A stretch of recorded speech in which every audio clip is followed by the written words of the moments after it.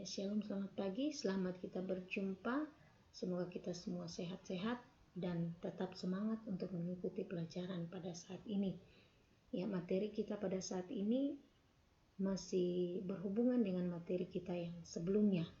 Ya, ini masih materi pada bab 1, yaitu tentang posisi strategis Indonesia sebagai poros maritim dunia.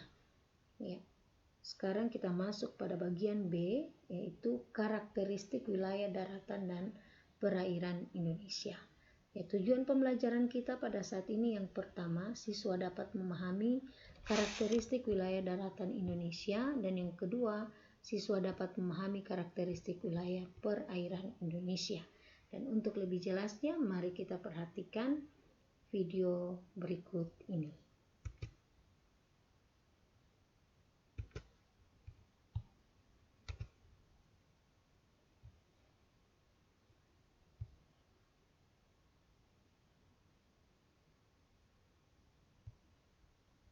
Halo anak-anakku dan juga sehat. Pada hari ini kalian akan belajar materi mengenai karakteristik daratan dan perairan Indonesia. Kalau kalian memperhatikan peta Indonesia, maka kalian akan melihat daratan dan juga perairan Indonesia yang begitu luas.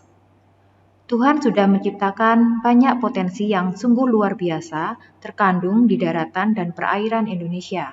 Maka sebagai rakyat Indonesia, kita wajib bersyukur atas anugerah ini, dan kita harus mengelola dan juga menjaganya dengan baik. Kita akan mempelajari lebih lanjut mengenai karakteristik daratan dan perairan di Indonesia. Yang pertama, kita akan belajar mengenai wilayah daratan. Di sini terbagi menjadi beberapa bagian. Yang pertama adalah dataran tinggi, daerah pegunungan, dataran rendah, dan juga wilayah pantai. Dataran tinggi merupakan dataran yang terletak pada ketinggian di atas 500 meter dari permukaan laut. Cirinya, udaranya sejuk, area pertaniannya dibuat berteras, cadangan airnya juga cukup. Contohnya, dataran tinggi Dieng, dataran tinggi Gayo. Aktivitas yang bisa dikembangkan di daerah ini antara lain pertanian lahan kering, bisa buah-buahan, sayur-sayuran, itu bisa tumbuh baik di daerah dataran tinggi. Berikutnya bisa juga untuk pariwisata. Karena keindahan alamnya, udara yang sejuk, maka dataran tinggi sangat cocok untuk tempat wisata di saat liburan. Berikutnya adalah daerah pegunungan. Daerah pegunungan merupakan rangkaian beberapa gunung yang memiliki topografi yang terjal atau curam. Ciri-cirinya adalah cadangan airnya itu tersedia sedikit, topografinya juga bergelombang. Contohnya Pegunungan Bukit Barisan, Pegunungan Tengger. Aktivitas yang bisa dikembangkan antara lain untuk hutan, ya karena ini daerah pegunungan maka menjadi daerah tangkapan hujan ya, untuk sumber air, untuk kita minum dan kebutuhan manusia sehari-hari. Kemudian cocok juga untuk perkebunan, ada perkebunan teh, kopi, kina, dan sangat cocok juga untuk daerah pariwisata karena udaranya selain yang sejuk juga keindahan alam pegunungan.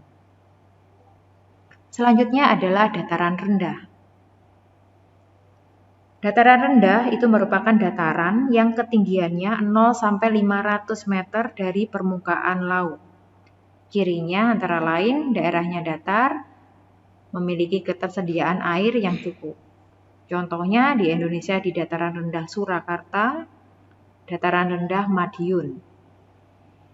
Aktivitas yang bisa dikembangkan di daerah dataran rendah antara lain pertanian, perikanan, dan juga peternakan. Industri dan jasa juga bisa berkembang dengan baik di daerah dataran rendah. Karena selain mudah untuk membangunnya, juga karena akses ke daerah dataran rendah itu jauh lebih mudah dibandingkan di dataran tinggi. Selanjutnya adalah pantai. Pantai merupakan bagian daratan yang berbatasan langsung dengan laut. Contohnya Pantai Parangtritis, Pantai Pandawa, dan masih banyak lagi pantai-pantai lain di Indonesia. Aktivitas yang bisa dikembangkan adalah wisata, perikanan, dan juga sarang burung walet karena memiliki nilai ekonomis yang tinggi. Berikutnya adalah perairan. Untuk Ya, jadi itulah wilayah daratan yang pertama, itu terdiri dari dataran tinggi, dataran rendah, pegunungan, dan pantai. Kemudian wilayah-wilayah ini memiliki karakteristik yang berbeda-beda, sehingga aktivitas yang dapat dikembangkan juga berbeda-beda, dan sudah kita dengarkan penjelasannya tadi. Dan sekarang kita akan masuk pada perairan. Jadi ada perairan darat dan ada perairan laut. Ya, kita simak lagi. Wilayah perairan dibagi menjadi dua, yaitu perairan darat dan juga perairan laut. Perairan darat ada sungai, air tanah, rawa, dan juga danau. Untuk perairan laut ada samudra dan juga laut. Kita akan membahasnya satu persatu. Yang pertama, sungai. Sungai adalah aliran air yang memanjang, mengalir dari tempat yang tinggi ke rendah, dan bermuara ke laut. Sungai ini bisa dimanfaatkan untuk arum jeram, untuk irigasi, untuk sawah pengairan, dan juga untuk habitat ikan. Selanjutnya adalah air tanah. Air tanah ini berada di bawah permukaan tanah. Biasanya air tanah ini dimanfaatkan untuk air minum, untuk memasak, dan kebutuhan sehari-hari manusia. Selanjutnya ada danau. Danau adalah cekungan besar di daratan yang terbentuk secara alami atau sengaja dibuat oleh manusia. Danau ini bisa dimanfaatkan untuk tempat wisata, untuk habitat ikan, dan juga untuk mengairi sawah atau sistem irigasi. Berikutnya adalah rawa. Rawa merupakan genangan air yang secara alami terjadi terus-menerus akibat drainase yang terhambat.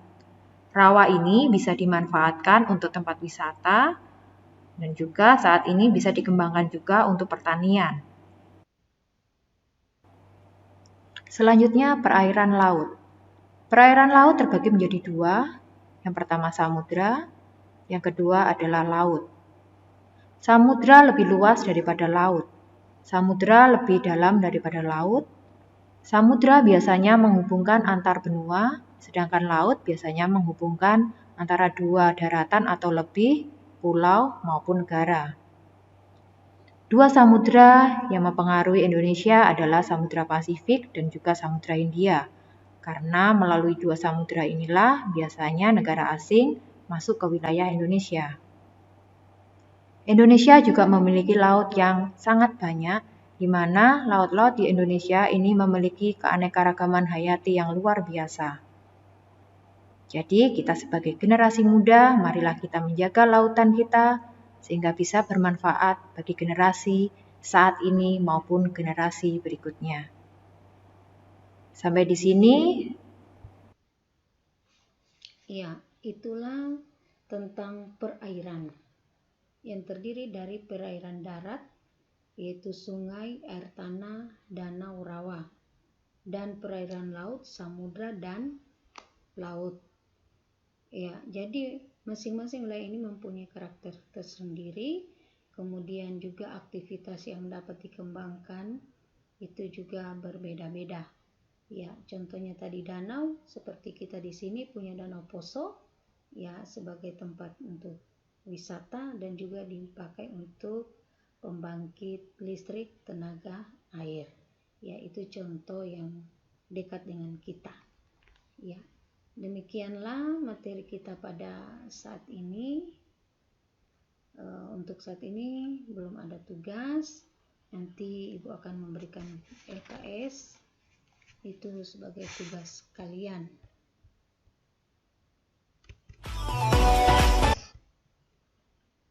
Ya, sekian dan terima kasih.